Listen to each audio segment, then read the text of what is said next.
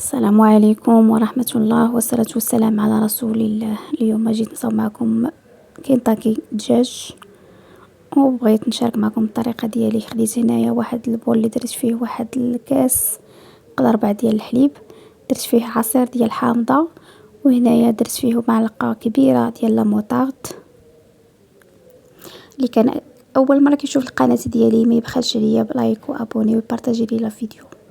هنا درت نص معلقه كبير ديال الابصار، كذلك نصف ملعقه ديال الخرقوم، هنا نصف ملعقه من سكينجبير، وهنايا خديت تحميره يعني ملعقه كبيره، وهنايا درت القليل من الحار يعني اللي كيبغي الحار.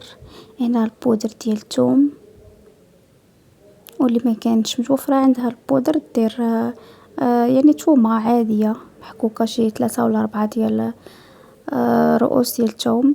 هنا خديت منسم اللي هو الزعتر. من طبيعه الحال من بعد ما نقيت وحكيت هكا شويه بين يديا.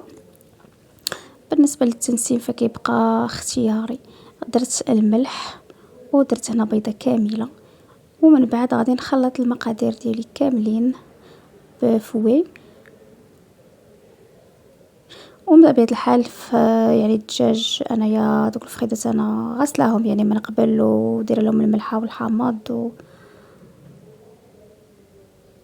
وصافي. هنايا من بعد ما خلطت هذوك المكونات خديت هنا دوك الفخيدات ديال الدجاج كما كتشوفوا، وعندي واحد الكميه يعني لا باس بها ديال الصدر ديال الدجاج كذلك، يعني خلطت ما بين الصدر والفخيدات ديال الدجاج. صافي هنايا غادي نبقى ناخذ هذوك الطريفات ديال الدجاج ديال الصدر نديرهم هكا كيترقدوا في هذيك لاصوص، ومن بعد غادي ناخذ دوك الفخيدات وغادي نحاول نفسح لهم يعني واحد شويه بالموس هكذا باش تدخل معنا باش تدخل هكا لاصوص معاهم لداخل.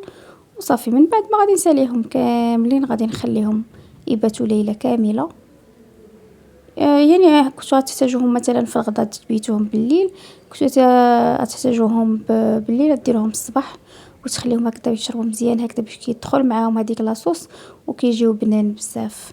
اللي كان مزروفه 2 سويعات كافيه. صافي هنا من بعد ما ساليت هذاك اللحم اللي عندي كامل، خديت هنايا لا شابلور يعني خبز محمص، انا طحنته ورجع لهذاك الشكل. فضفت ليه هنايا القليل من الدقيق الابيض والملح، كذلك القليل من الثوم، كذلك يعني غناخذ يعني كاع العطريه اللي درت في تقريبا في لاصوص غنديرها هنايا. خديت التحميره باش تعطينا اللون، وغادي نضيف كذلك القليل من السكينجبير، القليل من الابزار. خليو لي تعليقات زوينين، عافاكم تشجعوني بالتعليق، لان اغلبيه كيشوفوا لي فيديو ديالي ما كيخليوليش تعليقات. هنا من بعد ما درت هذوك العطريه مع لا شابلور ومع الدقيق الابيض، صافي هنايا بديت كنخلط المكونات كاملين هكا باش ينسجموا مع بعضياتهم. هنا نسيت لكم راه ما تصوراتش، درت واحد القليل، درت نص خميره حمراء يعني نص خميره كيماويه.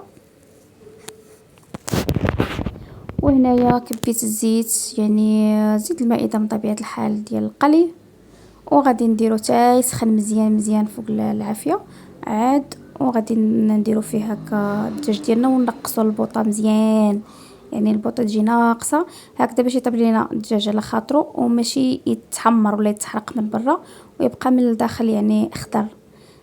صافي من بعد ما كندوز دوك الفخيدات هكذا كاملين في لاشابلير وفي الطحين، في هاد الاثناء الزيت راه هي كتسخن، فكما قلت لكم غادي نديروها في زيت سخونه مزيان، ومن بعد غادي نقصوا عليه البوطه يعني يعني عافيه تكون مهيله بزاف هكذا باش يطيب على خاطرو.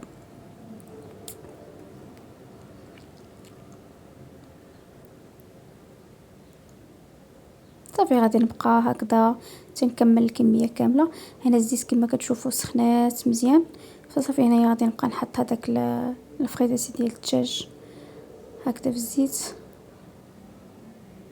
ومن بعد غادي نقص عليه البوطه ونخليه يطيب على خاطر النيت مزيان هكذا باش يجي معنا طيب من الداخل ما يبقاش خضر.